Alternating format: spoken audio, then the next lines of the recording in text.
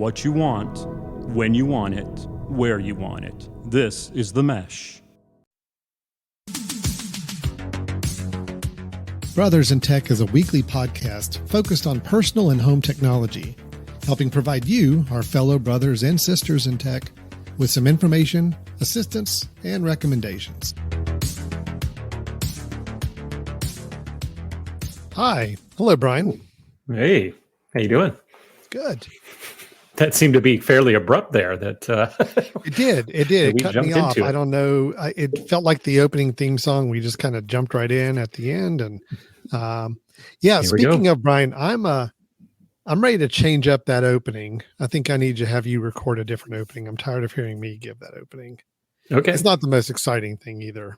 It really is not the enticing thing that I think we need to match the level of energy we bring to this show every right. week. So what you're saying is that to increase the energy and excitement and entice people, I need to do it. Yes, exactly. Okay. Yeah, no, right. I get that. I totally get that. I think we should go ahead and just set the bar expectations super low at the beginning with that opening. And then if they're still willing to sit through it after that opening, then we probably have them for the whole duration. Every show could start out with, "Wow, you're still here." Okay, if you're right. Here. Let's get into it. Let's do this then, I guess. Welcome, everybody. This is Brothers in Tech, and if you can't tell already, yes, we are brothers. I am Alan Jackson. This is Brian Jackson. We are brothers. We talk technology. This is about the only time we get together every week is just to talk technology. We don't really have a whole lot more in common, but we love talking tech. So we get together, we talk family technology, things for our home technology, personal use, maybe some personal productivity, anything that's involving technology, websites, gadgets, home automation. Services. We get into it all. Yep. Services, yeah. We get into it all. Today, we're going to be, after we do a little catch up and some swapping some notes on a few things, later on, we are going to talk about streaming sports or how to watch sports online. And that may sound like a kind of a no-brainer topic, but honestly, there's been some interesting changes in how some different sports are being delivered or at least being offered through some different online services. So we want to kind of give a little rundown of the state of streaming sports these days. And we can give our own perspectives of kind of what we use for watching sports, why we do, and what are some different options you may want to consider. So we'll get to that in a little bit and talk about that a little bit later. But first off, Brian, how you doing? Everything going okay? Do you really want to know? Like, is this therapy session? Is it technology related? Is there anything? Oh, it is. With? It is really. It is. Yeah. You can't help with it. However, I'd like to share some technology woes, if that's okay with you. I'm normally the one bringing up the woes, and I never like starting the show on a down note, but I mean, maybe we can come out of something positive at the end of this. So I hope so. Show me what's going on, or tell me. Okay. Well, let me tell you, for the first time in my life, I have officially lost my keys. And I mean, actually lost my keys. And this would be the key to my car. Okay. That is the only key to my car that I have. And I lost it at work, somewhere in between my office and my lab during last Friday. And my car is still there because I cannot get into my car. So why is this technology based? Because I've had to learn an awful lot in this last week about key fobs. Alan, does your car have a key fob, or does it have a physical key that has a chip on it? Mine has a fob. So it means if you have it in your pocket, you can push button start your car. Right. That's what mine is. Oh no. Do you have to put your key in? So it's a fob, but the fob, I have to be inside. There's a push button to start my car on the inside. Yes. But there's no physical key. So you're asking? Right. Yeah. Okay. So there's two different styles, right? There's the key that is chipped that has the fob on the key. You still have to put the key in, turn it, and that has a sensor in it that says, well, we're not going to let this start unless the chip is actually there to know that this is the real key, right? Then there's the one that you and I have, which is it's a fob that is in the pocket. I don't have to do anything with it. As long as I'm in the car, I can push button start. Yeah. So I have lost that. And that one has a what they call a valet key built into it. So if I needed to get manually in, it's built into the key fob, right? Yeah. Okay. Well, I guess I was not aware how ridiculously expensive those key fobs are. So if you go to the dealership, which of course you may say, ding, ding, ding, that's the bad step right there. But if you go to the dealership to get a new key fob, and they need to reprogram your car so the old fob doesn't work. So there's a really important piece here, right? I think there are places that can program a new fob for you based on your current car's codes. Okay. And so that's great. If let's say I drop my key in the wood chipper and I know someone else can use it, right? Maybe I can just go and get a fob that gets recoded to my car's signal. Okay. That's the case. Well, that's great, right? You can do that. But if you you can actually reprogram, which means the car is going to be sending out a different signal and connecting, which means if I reprogram this new one, the old one, if it's ever found, will not work. And that's, of course, what I want. If I haven't found it, then I want the old one not to work so that they can't just walk around the campus and get my car. That makes sense. However, I am waiting. That's why I've been waiting a week, because if it does show up and I had to spend a lot of money and now the old key doesn't work, I would rather it show up and me know, okay, I got it. I don't have to get this redone. So I'm giving it enough time to do that, right? So you're saying instead of spending a large sum of money to have it all reprogrammed, which would satisfy the security side, it would mean the other one would be invalid. You're hoping the old one turns up. If it shows up, right, then now all of a sudden I've got, even if I got the new one that was programmed to the same code and everything, then now I have two keys, which I probably need, knowing that I just lost one, right? Okay. Yeah. Okay. So for one, it's stupidly expensive. I think the quote I got was $600 for a new key fob that is programmed and has the new valet key. But there's also different pieces here, right? Everybody needs to be aware if this happens to you. And if you're someone like me, who I bought a used car years ago, it only came with one key fob. And I figured, well, why am I going to spend money to buy a new key fob, right? It's a used car. And now I realize why maybe I should have had two keys or maybe done that early on. However, there are ways. So if you call your dealership and say, do I have to come to you in order to get a new key? They will most likely say yes. That's what they told me. But then after doing my research, I realized that you can go to a locksmith. The locksmith can purchase, I can even see them on Amazon. You can purchase the exact key fob that you had before, the dealer key fob, the original equipment, and then they can reprogram. They can come to you and reprogram for probably about half the price. What I'm still trying to figure out is whether or not, and I'm actually in this process right now, whether or not them reprogramming means that the old key still works, or whether that means that it invalidates the old key. So I'm trying to find that out. Now, that's one technology piece where I just want people to realize that that does cost a lot. So if you are someone who has a car that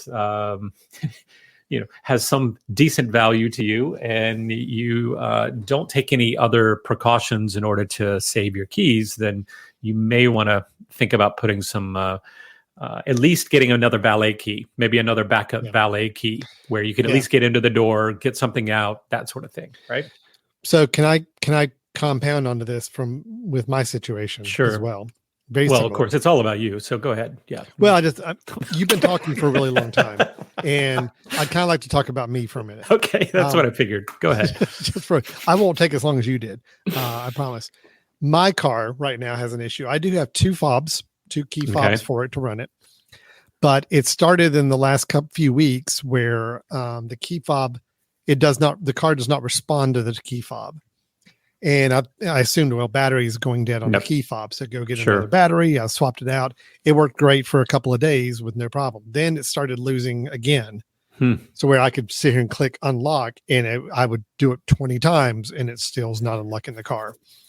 Went to the other key fob that I had as my backup key fob, and it would work for a couple of days, and then it started having the same problem. So it's not the fob. It is obviously some sort of sensor issue at the car that's not relaying a signal from the key fob. Now, I do have the little pop-out valet key in that key fob, so I can always unlock the door. Granted, if I've locked it with my key fob, But now I'm having to use the key to unlock it. It does set off the alarm, and I have to immediately Mhm. get in and press the button to disable it.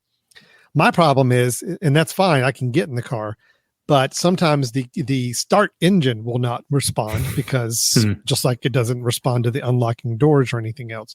So I can sit here and press that button over and over again. It keeps saying key fob not present, even though I've got 2 key fobs sitting there right next Yeah. to me, Yeah. both with fresh batteries.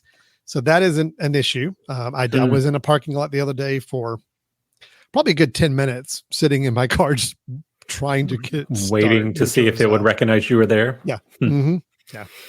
Yeah. It eventually did, but it does Hmm. take some time. So I'm So due for yours could be a potentially much bigger issue, Yeah. right? Of the proximity sensor that's in the car, yes. right?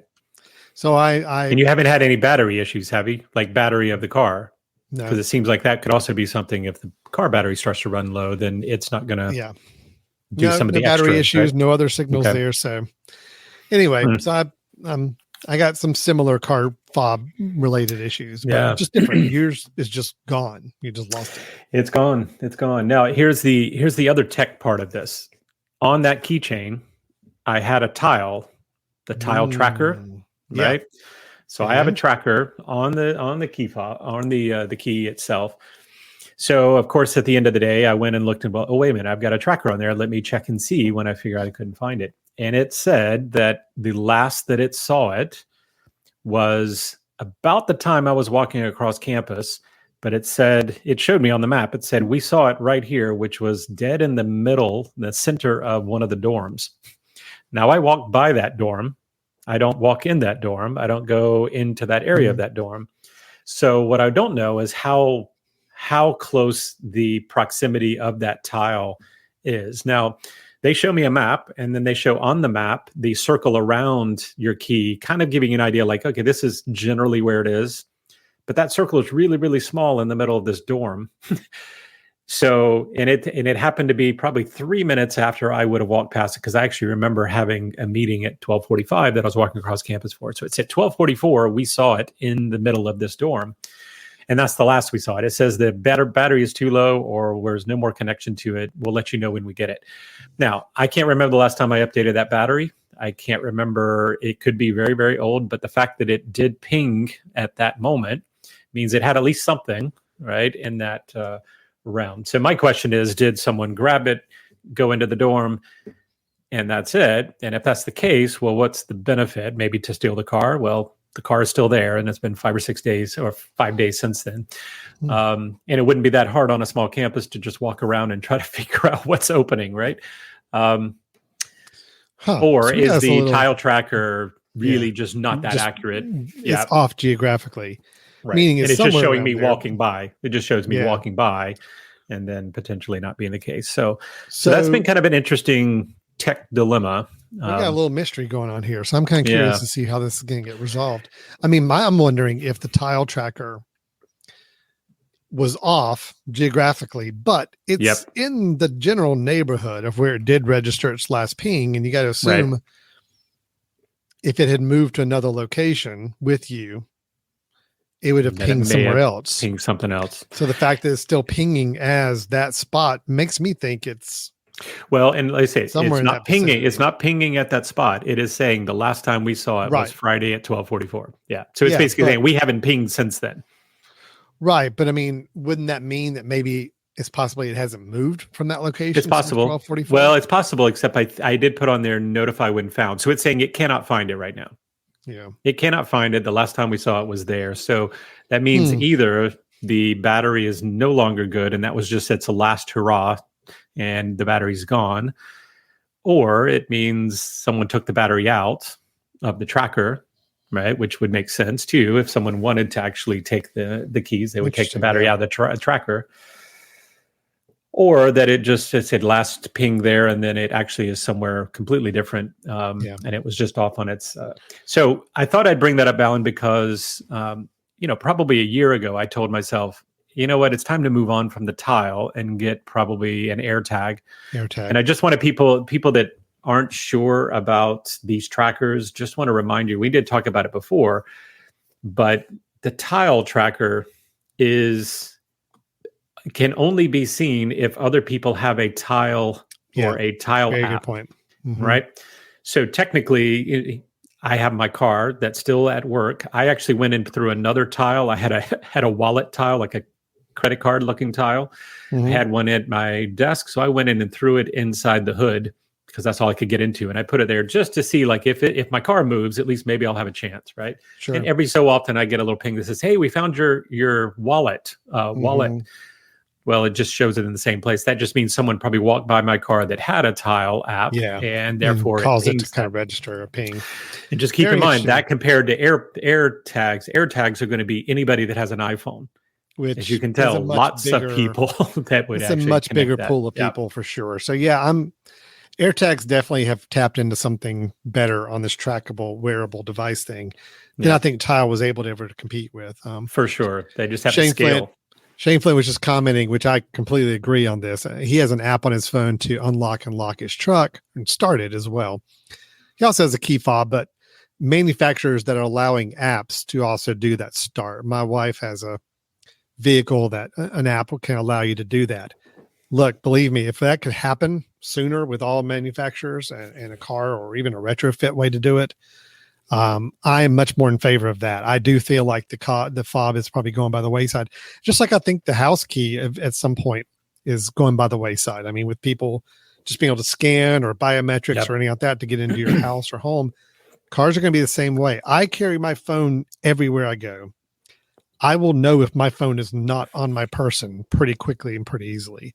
So I don't Yep. have any qualms Yep. about a car key being digitally loaded on an app for me to use. Yeah, I don't instead either. of carrying physical keys around. No, I mean, if you're not concerned about if you're concerned about someone getting into your phone to get to your bank account, to get to your Venmo app, to get all these things, the same security, right? If you care about that, then it's the same thing as having that Yeah. same security on your car. I would like to say thank you, Shane, for bringing that up, and thanks for rubbing it in that I don't have the ability to use my phone for that. Yeah. So thanks That's a what lot. That's what it's Insult designed to do, injury, yeah. yes. Yeah. Now, and I do wish there was some way to kind of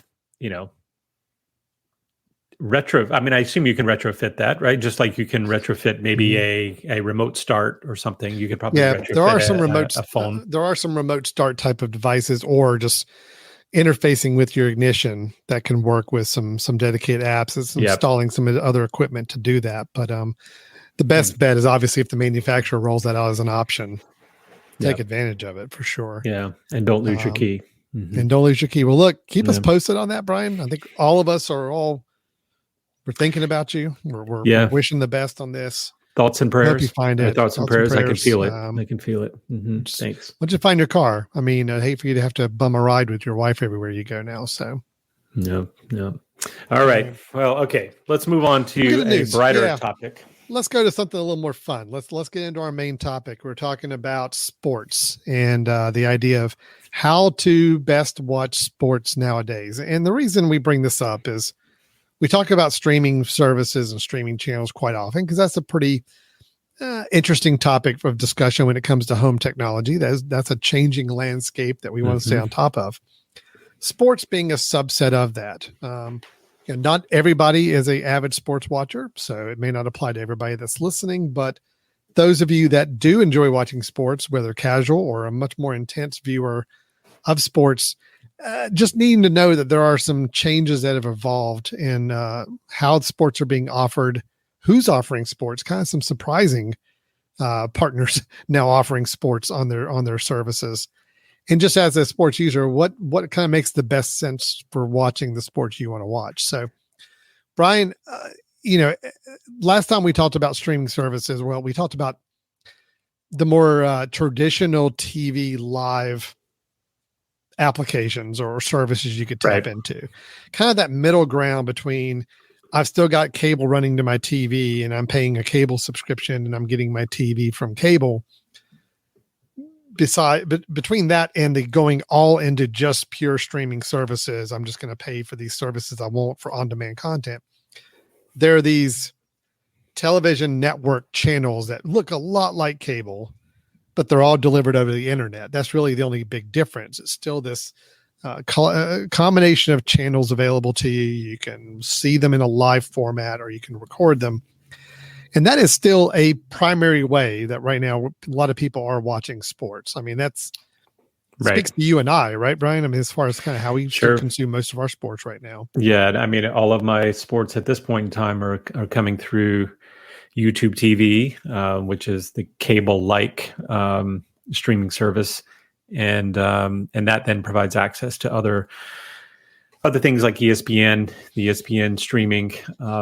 But that's still my go-to and provides me, and seems to have provided me plenty of sports, given the type of sports enthusiast I am, which really is, I like several different types of sports, but I'm not heavily deep in any of them. So I don't necessarily need to see all of anything, but I do need to be able to see enough of the things that I like. So for me, this has been a great move. But as I said, the difference is I'm not heavy into NFL, for example, to where I feel like I actually want to watch lots of NFL games. I may want to watch just our local team, and that's it. And that tends to be coming on, local networks. Mm-hmm.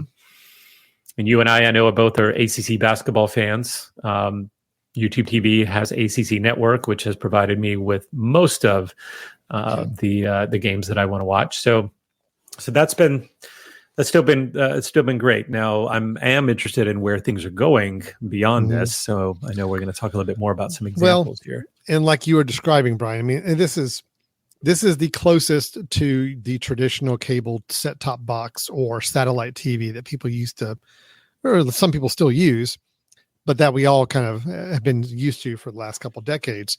This idea of, you've got all these channels, they're available to you. You can choose to record different events, or I know with YouTube TV, for example, I know with other services as well, you can choose kind of your favorite teams that you want to subscribe to and say, anytime this team is playing a game, I want you to go ahead and record it on the live TV schedule. So I can. That's probably one of the greatest features in a sport type app. Yep. Yeah. I've got, North Carolina Tar Heels. Anytime they play basketball, I'll go ahead and just record it.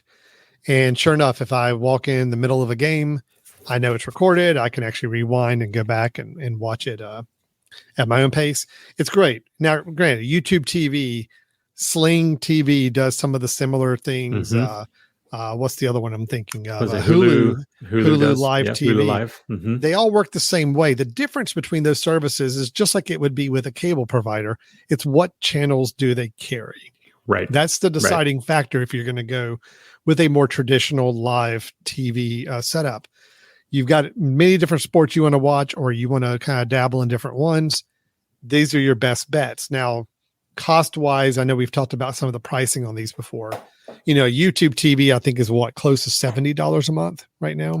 About 65 maybe. Or so. Mm-hmm. But I think in just looking at the pure assortment of channels, I do believe, I think I'm speaking in turn on this, it's got the biggest variety of sports channels included in the package compared to some of the others. You've got ESPN, you got your Fox Sports, NBA TV, MLB TV, ACC Network, Big Ten Network, ESPNU, and so on. It's a pretty good assortment, and it covers most sports needs. I think Sling is similar. I would say Sling is similar in terms of sports, but I think that there's quite a few other non-sports that YouTube provides a little bit more of, which may kind of offset the, maybe $10 difference a month, something like that. Little better bang for your buck for that $10 more. Because YouTube TV is $65. Sling TV is $55 a month. Yeah, at least for a particular level. You got to get the orange and blue package if you really want the sports assessment or assortment of channels to work with. Yeah. Hulu with the live TV component, if you add live TV to your Hulu, is $70 a month. That includes ESPN Plus, which keep that in mind that, if it's ESPN Plus, I know a lot of people ask about, well, what is that? And I think, unfortunately, ESPN, I think, has got a little bit of a tough sell on, I'm trying to think if I can do the ESPN Plus, show what that is. So ESPN Plus, it's a little bit of a misnomer. It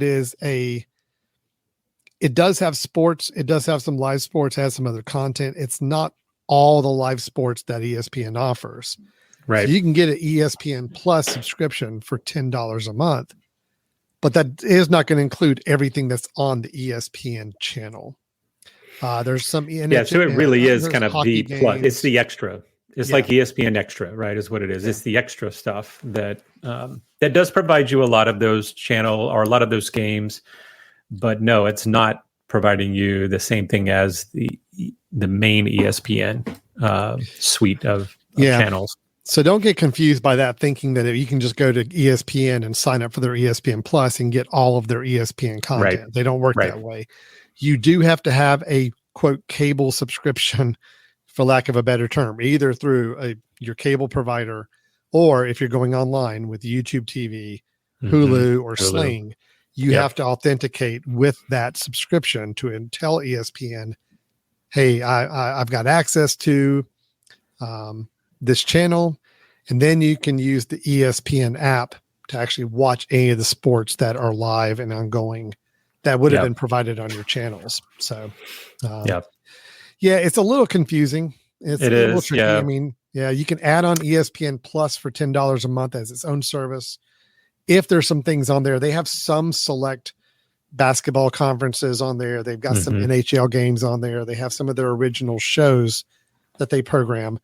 And you can do it standalone $10 a month, or you can sign up for it with a Disney Plus Hulu bundle and get ESPN plus Disney plus Hulu. Yep. And just to clarify, Alan, since you said the ESPN Plus is kind of like ESPN3 used to be, right? It used to be ESPN3 was like, hey, we have 1 and 2 on, they're actually on the networks. And then Go 3 is the online, is the digital, you can access it there.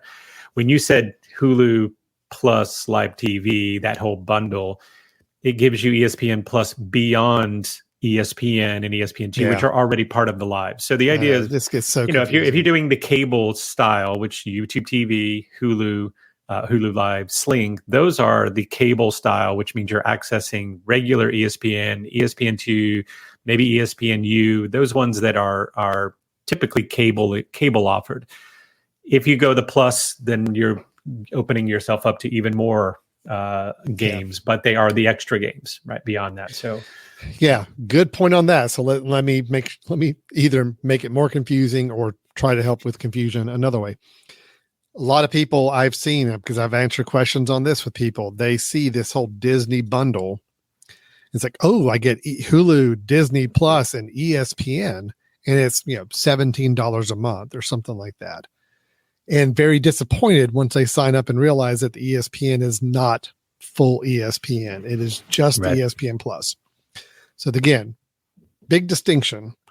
If you want the ESPN and you want all the ESPN's traditional channels that have live sports that would be on ESPN, ESPN2, or ESPNU, you have to have an ESPN subscription service, which is in one of these cable offerings or one of these package offering live TV groupings. Yep. Okay. That's really annoying, but it is what it is. Now, Brian, so all those services are great. If you are someone who is wanting to have all the possible sports that is traditionally on TV available to you. Right. But we start to talk about getting deeper into sports. If there's a particular sport that you're really more of a huge fan of, you want to kind of consume every possible game you can on a certain sport. Different providers, different companies are starting to get into this game and are making deals with these sport leagues and associations to be their kind of exclusive carrier of their content and putting them out as its own package to people. So a few of these, a couple of them are going to be a little surprising, I think, to names of people that would not expect to be in the sports game right now. But let me go ahead and show the first one up that we're talking about. And this is Apple. So Apple TV, we're familiar with that service. We've talked about it before. Apple's TV, their TV television. Apple TV Plus is their streaming content that you pay $4.99 or $5.99. Yeah, $5.99, something like that. Mhm. Okay, somewhere in that Yep. neighborhood. And you get access to all of their Apple TV Plus content, which I have here. And you can see tons of stuff they have. Now, they have gotten into sports in the last season or so. They started with a little bit, I want to say, experimenting with baseball. Baseball. They Mhm. got into the Major League Baseball carrying the Friday night games. If I had to find it on their Apple TV app, you have to scroll way far down. Well, it was always it was way at the top too. You just passed it way at the top. That was only Great. because I had already Oh, queued up I one of the gotcha. games that Okay. showed me that I got that you. was one I've already watched. there. Here it is. Major League Baseball, Friday night baseball from this past season that they were carrying those games. So if you do go in and view, in your $5.99 a month subscription, you have access to, or at least the 2022 season of Friday night baseball games on Major League Baseball. You can go and watch the games, any of the recorded games on replay. If the games were happening live, could be watching it live while those were playing. And then they have a lot of additional content to go along with it, just kind of some Yeah. supplemental material about the season and so forth. So that was kind of their dabbling into sports a little bit. I've watched some of their Major League Baseball broadcasts, Brian, and it's very Apple-y. They look great. The video quality is great. Even the on-screen graphics and scorekeeping and notes. The fonts look good. They think, yeah. Absolutely. Mhm. Looks beautiful. Yep. But what I have heard from people, I'm not a baseball connoisseur, so I can't attest to it, is that the quality of the commentators are maybe not where people wanted them to be. Some of the level of analysis that you hear during the game is not quite what you would get on a more traditional network. But, I kind of equate it to it's the first season they were doing this. And I'm sure that's some things that can be worked on if they're going to continue offering baseball. Yeah, but let me jump in there because I think it's unfair to maybe say it's because it's the first season. I think there's more to it than that. I think it's because it's the first season, they didn't have the pick of great announcers. I think that's one of the keys, right? Is that because Apple jumped in the game and said, listen, we're doing Friday night games and that's it. They don't have all of MLB.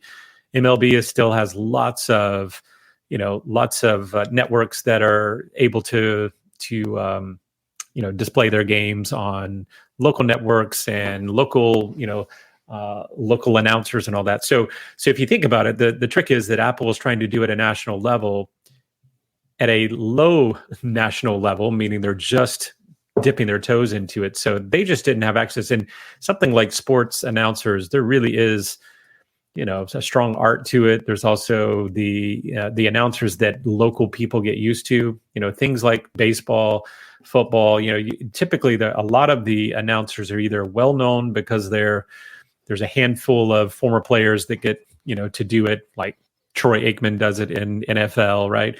The same thing, but in baseball, I think you get a lot of more of the local. You get people that are like, Mm-hmm. I am a Reds fan, and I like to listen to my Reds announcer, and that wasn't happening here, right?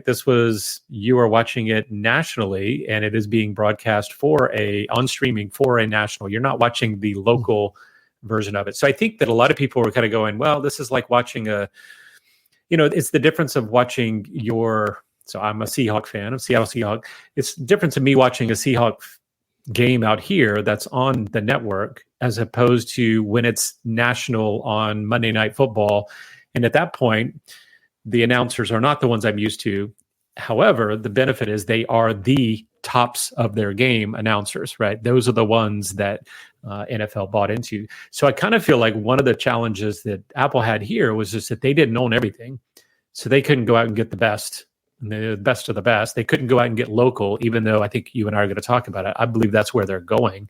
That's the beauty of streaming, is that they have the ability when digital streams are going out, to be able to offer lots of different things. And, one of the things I'm hopeful will happen will be the change of sports going to this streaming model would be that there'd be a lot of enhancements to that game, additional stats that can be offered.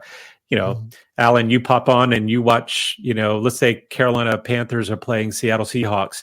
the exact same video could be there, but you could choose you want to hear the Carolina announcers, and I could choose that I want to hear Seattle announcers, and we're both watching the exact same thing. Yeah. And it would be fantastic, nice. Right? The ability to switch back and forth, the ability to hear maybe a third type of announcer that has no connection to either one of them.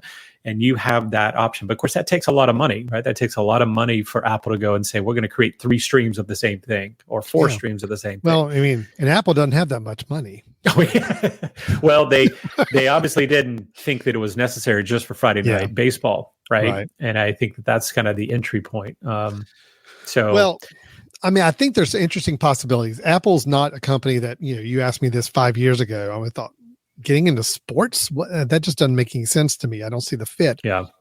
But I think they're trying to tap into a market that is a complementary market to their Apple TV Plus offerings in general, trying to be more well-rounded with the kinds of the entertainment options and sports. Yep. Look, sports are draws. Sports do have a big audience, big crowds. So Friday Night Baseball was kind of their entree into that. But now their big thing is Major League Soccer. So big that MLS. Even if you go on the Apple TV app on your computer, MLS is its own tab up here at the top, ready to go. So Major League Soccer, this is their big offering. The catch is you still have to pay a subscription to get it. They have it as a monthly subscription, or you can go ahead and pay for the whole season. It's $79 for the season, or you can do $13 a month as you go. But as you can see from here, they are going to be carrying every match. Every match. I mean, you see these are all ones.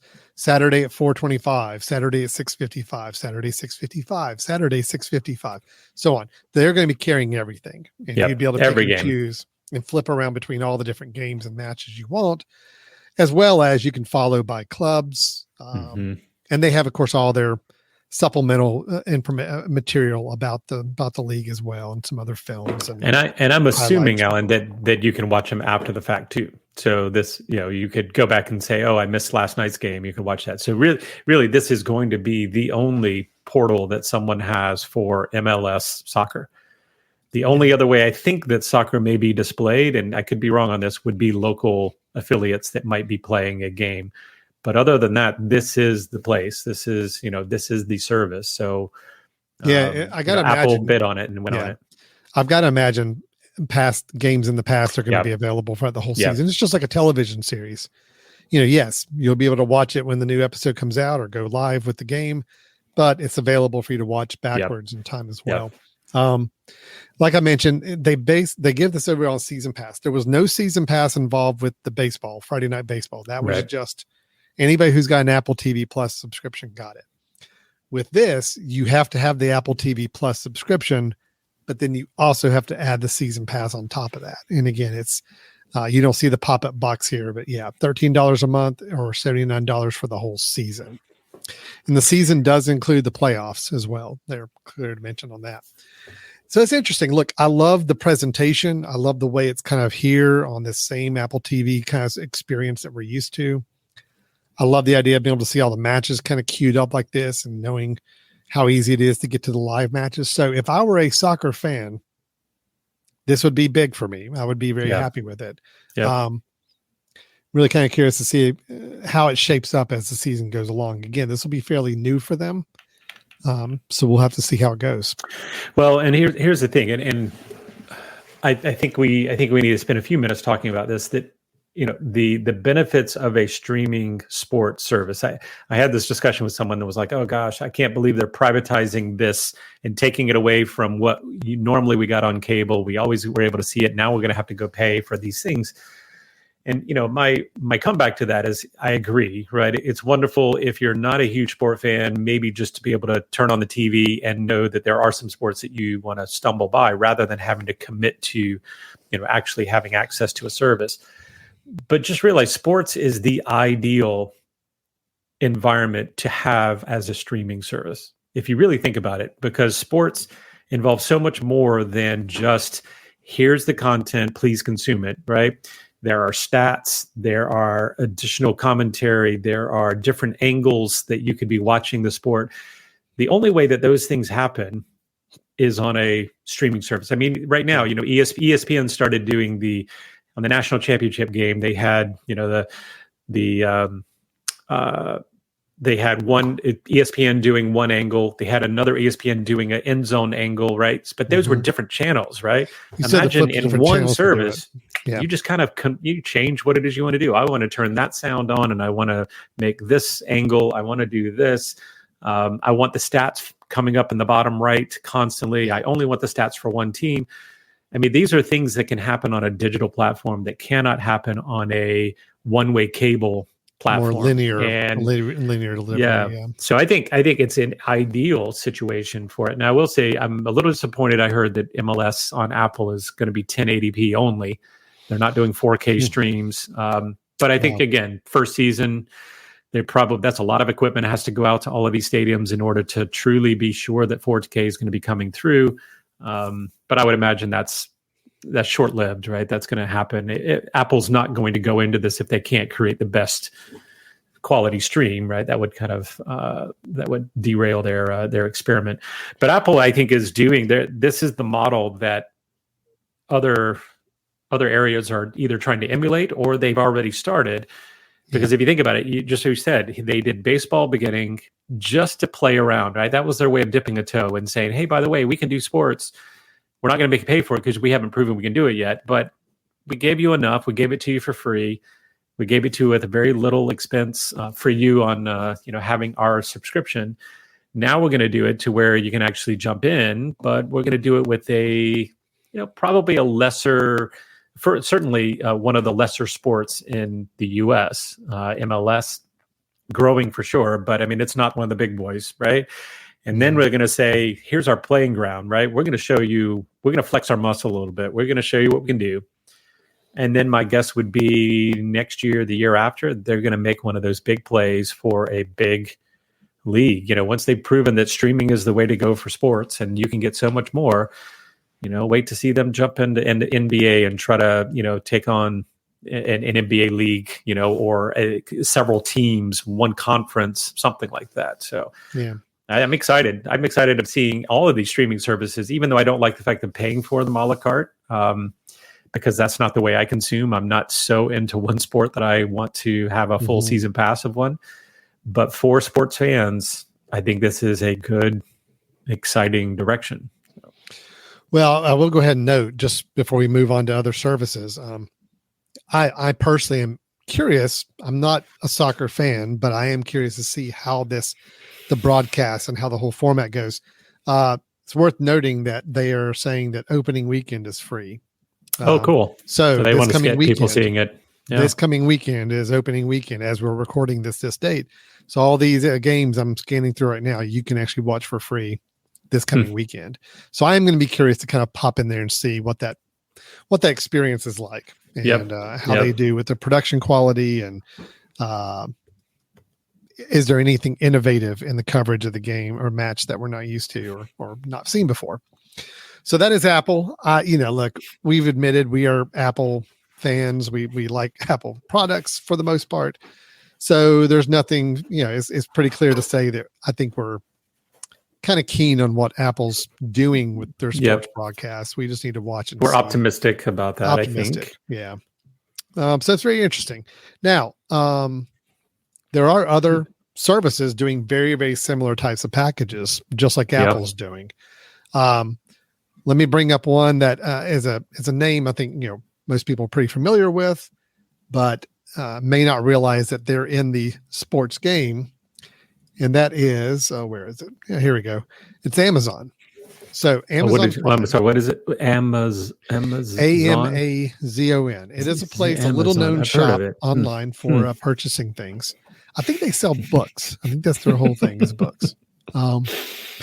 Amazon Prime. If you are a Prime subscriber, which a lot of people are, they have a Prime membership for free shipping. On a lot of Amazon products.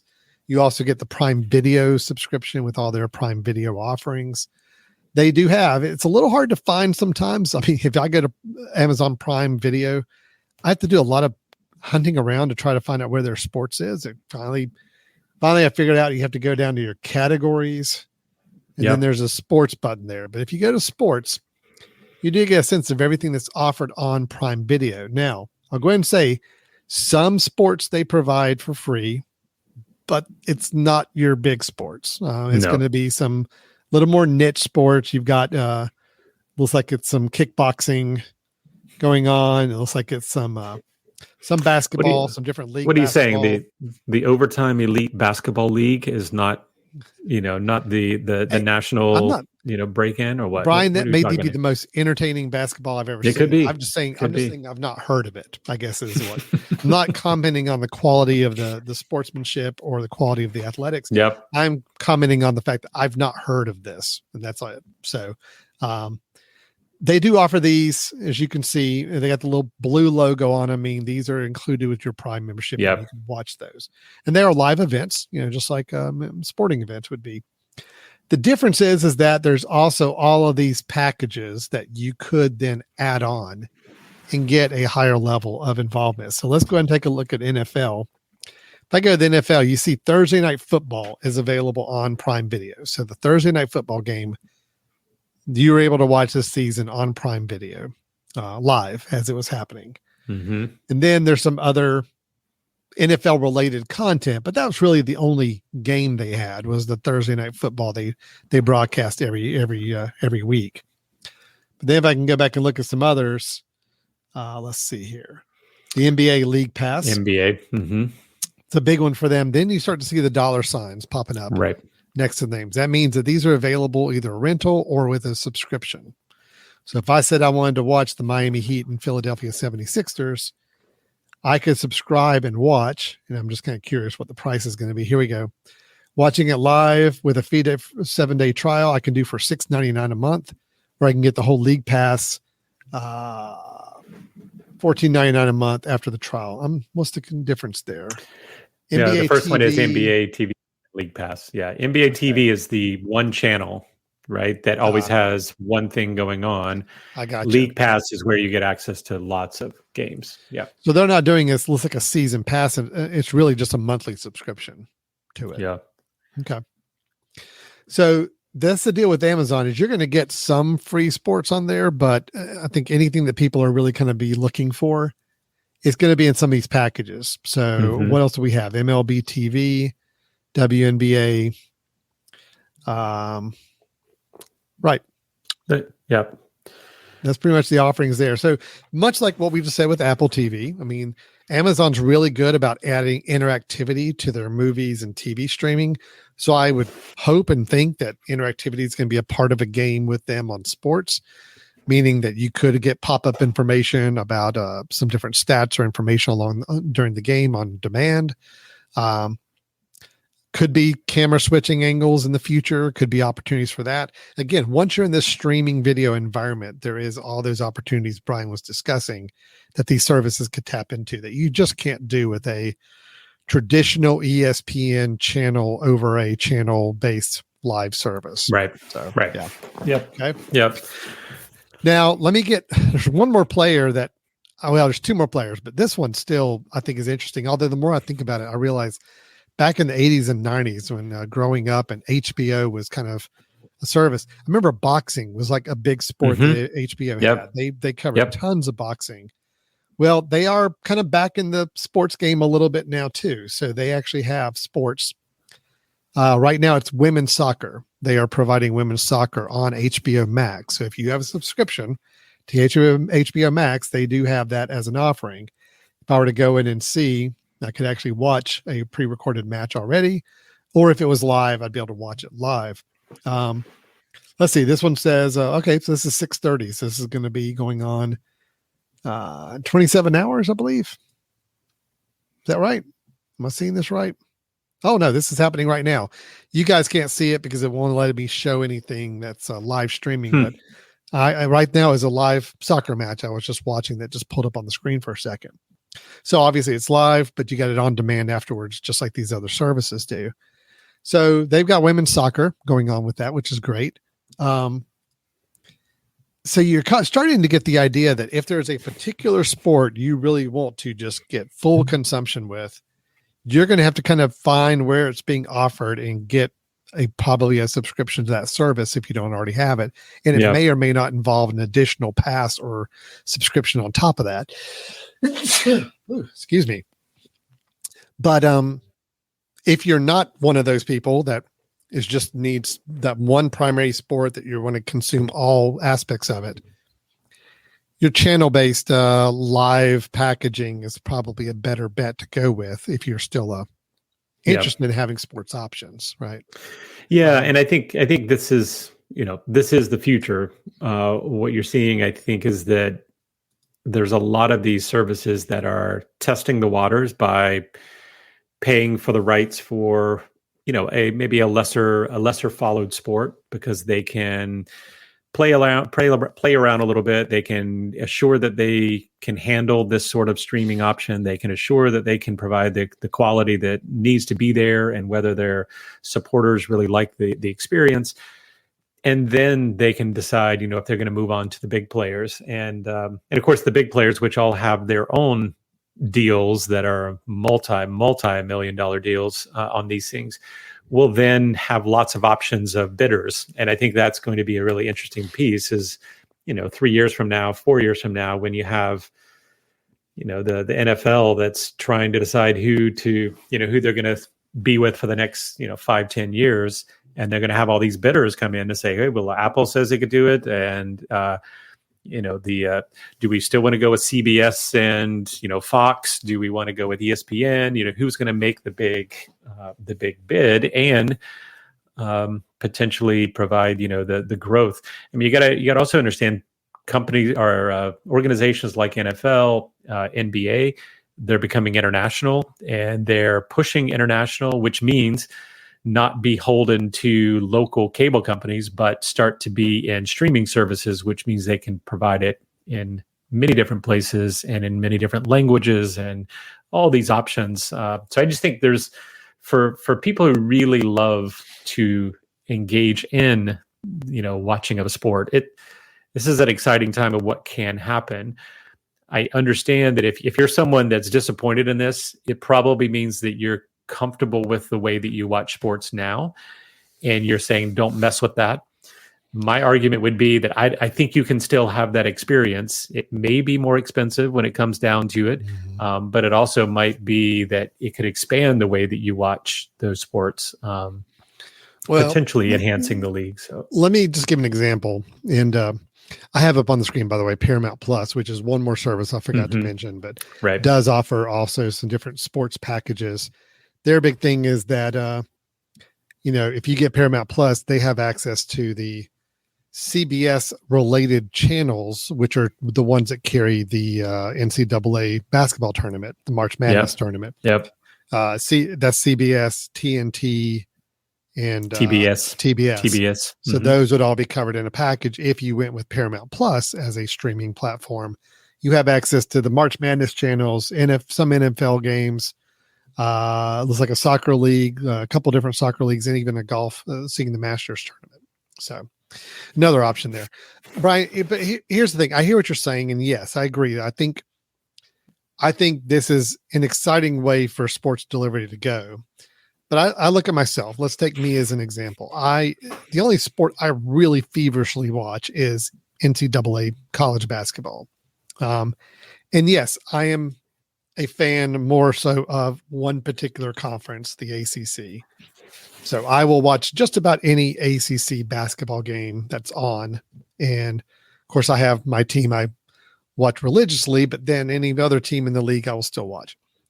If they came out and some of these other streaming services, an Apple, HBO, or Paramount, anybody came up and said, we just bought the rights and we're going to be giving you NCAA basketball, okay, where you pay a subscription to us and you will have access to the whole NCAA experience. Okay, that's great. That is really, really good. Here's my caveat, though. I already had that with my YouTube TV. I'm not going to get rid of my YouTube TV, okay? But now you're saying I'm still paying the YouTube TV and I'm now paying this additional subscription to have what I already had before. That's where I think some of the rub with some sports fans are right now is that, well, they're not going to ditch what they were already watching things on because they watch other things on that, or they have that for other purposes. Now you're telling me to get what I was used to getting before, I'm now having to pay this other service. That's the only rub I see that's a challenge. Now, if it was a sport that, I was already having to pay a subscription to get somewhere, and you're telling me I just have to transfer that subscription to now one of these streaming services. Okay. I'm game for that. That's fine. I think it's the net gain in dollars is where there are some concerns. So, well, and I guess it all comes back to, what is it beyond the sports that you really like having with the YouTube TV? And would you then potentially look at another option other than YouTube TV for just the locals? I mean, there are some cheaper things that say, here's my local channels. Yeah, you're right. I mean, getting a pair of bunny ears out again and just figuring out a way to do just the local channels for a quality stream, and then having your sports, right? Yeah. I'd say, 70% of the reason I've got YouTube TV is for live sports. And 95% of the live sports I watch are of this one league conference association. Yep. So you're right. If that was pulled out and made available through some other streaming channel, I would really have to debate whether I kept YouTube TV around. You're right. You're right with that. Yeah. Unfortunately, at that point, it becomes a much, much tougher decision because there's just enough other live things, just enough to justify keeping it around. But is it worth that $65, $70 if I'm also having to pay $15, $20 a month for this other offering? So it just... Alan, can I just ask you real quick, other than sports, what percentage of your TV watching is live? Well, so live is a loose term there. So very little is what is deemed as true live TV. Really, if I'm not watching sports, the only thing that's playing on YouTube TV is, I just consider it background filler stuff. It's like, I'm just around the house today and there's reruns of The Office on Comedy Central. I'm just going to leave that on, and that's just on. So it's not really live. It's more like, but that's the perfect point. Is that, I actually wonder when one of these services like Netflix or Amazon just has a live. We have you have check boxes by these things that you kind of like. We'll just randomly curate and throw some random. I don't understand why they don't do that. I really don't. Honestly, if you, from my wife and I, if you had The Office and Friends, and all you did was play a random mix of those things, there's our live, right? I mean, of course, we have news, but news I can get digitally if I want. I can also move towards, people always say the thing you might lose the Oscars or the things that come out once a year and all of the Super Bowl. But guess what? Those can also be chimed in on whatever service that you want to, participate in. Maybe it's a one-time deal. You pay $5 and you get to watch the Oscars live, right? Right. Well, if to me, there's not a bad deal, right? If they ever offer that, that's the challenge: is will these groups ever offer these things? If I want to watch the Academy Awards, which I do every year, I don't want to pay $70 for 1 month of YouTube TV to get it just for it, or maybe I can find a $30, $40 a month for some live streaming package and watch it. Right. But the challenge is there. I mean, it should be ideally it's a standalone thing, or maybe like the ABC app that carries the Academy Awards allows you to do streaming of the ABC channel, and you pay $5 for a month and you get it. Anyway, it's it takes a little more mental energy to figure out what to do in these situations. But back to your comment about the live quote customized, like kind of just ongoing channel.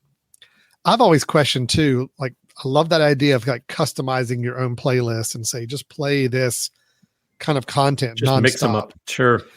But also I love the idea of just like on Apple Music, you have your radio stations. And there's a radio station, it's Apple One, which is a live radio station that you are getting through your streaming.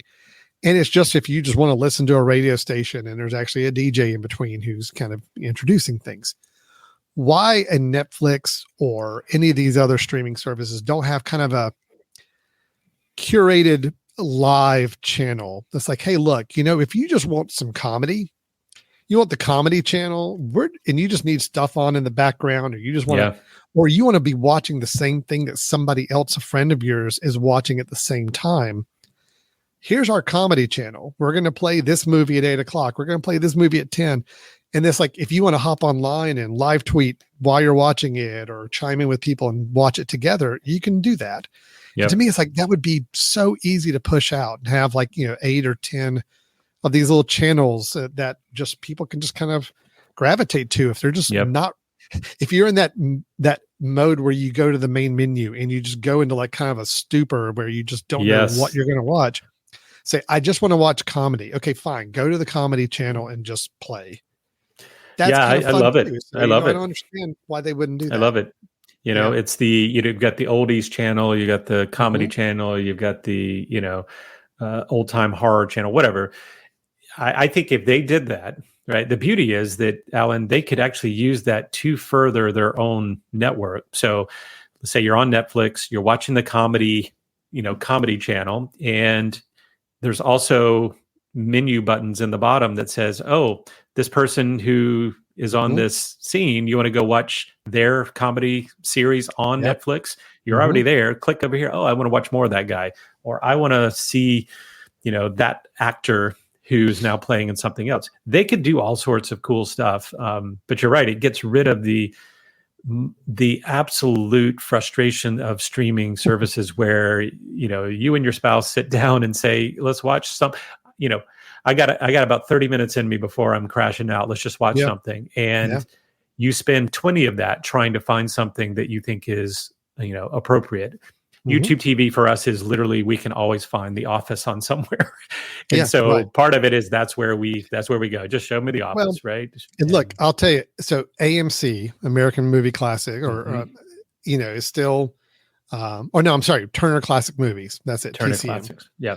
That's a cable channel. It is still a traditional cable channel. They're showing old movies all the time, but they do a great job in that they have a host in between the movies who may talk for a few minutes about the film, or at the end of it, give a little information about it before the next one queues up to play. I mean, you could totally replicate that on any of these streaming services. That same kind of idea of it's a curated list. It's live. People can follow along at the same time, but you also mix some personalities in there to kind of introduce or segue between the shows or the episodes or movies or whatever. No, that would be, I don't know. It would just be slick. fun. If that happened in ACC tournament or NCAA basketball can get carved into its own service, I don't need YouTube TV anymore. I mean, I don't need I'm with you. to pay that $65 a month at all. I'm with you. So, yeah. Well, and it would probably keep me with Netflix, which has still been on my outs lately, of like, that's the one service that I've been on the border of saying I might want to get rid of, because it almost feels like there's too much there. And then I don't really take advantage of what's there. Whereas, with Apple and things like that, I find myself knowing that there's not so much there, but it's good enough that I know I can find something. So I've spent more time on the Netflix menu screens than I've spent watching Netflix content. Agreed. Yep. Well, okay. Well, I know we got away from sports there at the end, but that's fine. So sports in general, again, this is where I am with it. I still need the variety of channels that a live streaming service provides, like YouTube TV. I still feel like YouTube TV is the right deal for me. Yeah. I get almost all of my sporting needs taken care of for me. But if I was a really deep NFL fan where I needed to see all those games, I would need something extra. Or if I was a huge MLS, Major League Soccer, obviously I would need something different, something bigger to get into it. Luckily, YouTube TV covers me just fine. And I think college basketball is one of those sports that just so happens to be covered really nicely by live streaming channels for the most part right now. Yep. Brian, is that your similar? I'm the same way, although, NBA has been challenging for me because I do like my Portland Trailblazers, and they seemingly the last several years have every year gone with a different company that is the only one that you can watch them on. So YouTube TV, even if it is a TNT game or something. Actually, I don't think if it was an NBA game, an NBA TV game that was the Trailblazers, it would be blacked out for me, which is really, really frustrating. You have to have, I don't know, Root Sports or one of these others to do that. That's the downside, right? When you are invested in something and there really isn't an option for the only, like if there was a Trailblazer season pass that was through one of these major services to where I knew the streaming was really good, I would potentially do that. They did offer their own version, but it was in-house, not very good. The problem is that, until all sports kind of get their own place where you can buy the MLS, you can buy the NFL, you can buy the NBA, you can kind of pick and choose, say, those are my sports, and you now have access to the best content in all of them. It's in that tweener stage, which is kind of frustrating, when someone gets left behind. But you're right. I'm sticking with YouTube TV for now, but I am very intrigued to see, some of these different sports. If, like you said, if there was college sports, if college sports kind of became their own thing, college basketball, college football, maybe as options, and I knew I could, if I knew I could have the, curated comedy on Netflix or one of those channels, yeah, I'm with you. I would, I'd probably be jumping ship. So, yeah, I am excited just for the technology side to see what they can do with sports, because the more competition in this thing, it is going to be an arms race to see who can provide the best sporting experience from home, and I'm excited to see it. I am too. I think we're on the cusp of some really interesting things with sports broadcast. And we're kind of talking about it as we're starting to see some things shift and move a little bit in the playing space.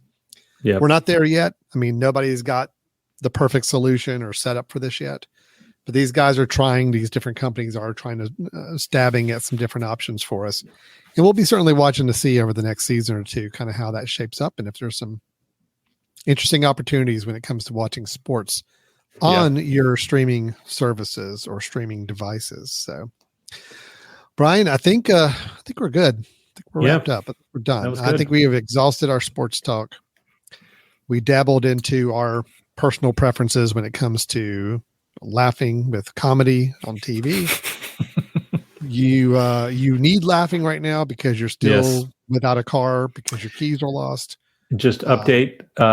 No. I have not found my keys since we started the episode. Not in the last 45 minutes that we've been sitting in front of the microphone. Nobody has contacted me, and I have not found them. So, just Godspeed, Brian. Thank you. You'll find Thank them. You.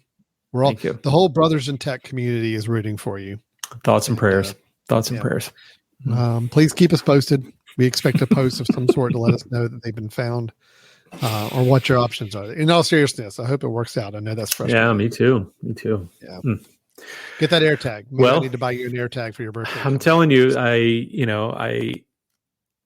when AirTags came out, I thought, okay, that's, do they really need it? Do you really need to go beyond what a tile does? But given the pervasiveness of the iPhone devices that are out there, I think it's in my future. I think I'm going to be putting on all my keys and some of my, maybe even one in my car that just will help me to track if something goes wrong. So, that'll be coming soon. One in your car. So in case your car gets stolen. Mm-hmm. Okay. Yeah. All right. Yeah. I mean, they're so easy to hide, right? Put one in your car, and that way. I mean, even when you're in a parking lot, right? If someone were to steal it, they're going to be so close to other iPhones that you should probably get a notification. And so, I think I'm in that scared phase right now where I'm like, okay, I'm going to put one on everything I own. See, I thought about my work bag, my shoulder work bag that goes everywhere with me. That would be something that I thought at one point, do I need an AirTag in that? But then I realized my laptop is in it. In there, usually. That's what you care about, right? Yeah. That's what I care about. And obviously my MacBook Pro is set up with a Find My, built in. So I can find it anywhere. So I guess it's not as important for the bag. My keys would be an AirTag need for sure. Mm-hmm. And the idea of putting in your car, that's not a bad idea. I mean, the newer cars, right? If you have that phone capability, most likely it has its own, tracking sort of thing to it. But for the old cars, I think older cars, putting that in there is an effective thing. I have a camera bag, that has my nice camera in it. I drop one in, giving myself a little extra protection might be helpful. But anyway, there we go, getting off track again. So we were about to wrap this thing up, and we got back on your car situation. So, all right. Thanks everybody for watching or listening. And Brian, if anybody wants to follow up with us, talk with us, chat, anything at all, what should they do? Yeah, send us an email. If you find my keys, send me an email at info@themesh.tv. Let us know what kind of, if you have some thoughts on sport streaming, maybe you have some experiences with some of these services that we don't. I'd love to share them. Yeah. Or if you have any ideas for future topics, you can also go to www.brothers-in-tech.com and find previous episodes and contact us that way. Yep. Get a hold of us. We'd love to talk to you and get some ideas for other topics that we can explore. In the meantime, Brian and I will continue exploring the world of home technology and finding some new things to bring to your attention and new topics to discuss. We're always exploring, always venturing. Well, except for Brian. Brian's kind of homebound right now with no car. So I really we're going to talk it. I shouldn't be joking about this. We are potentially talking about e-bikes, in the future, Alan. You and I talked about an episode, right? So maybe I'll talk about my... Brian okay, I'll stop. Brian was rambling, so I clicked on the closing button too quickly. Sorry. What were you saying? I was just saying I'm going to be on my bike for a bit, so e-bikes might be a nice topic to discuss soon. So okay. No, I think it'd be great. Let's talk about just alternatives to your car if your car's not available anymore. So, all right. In all seriousness, Brian, good luck to you. And thanks everybody for watching or listening. We will talk to you next time.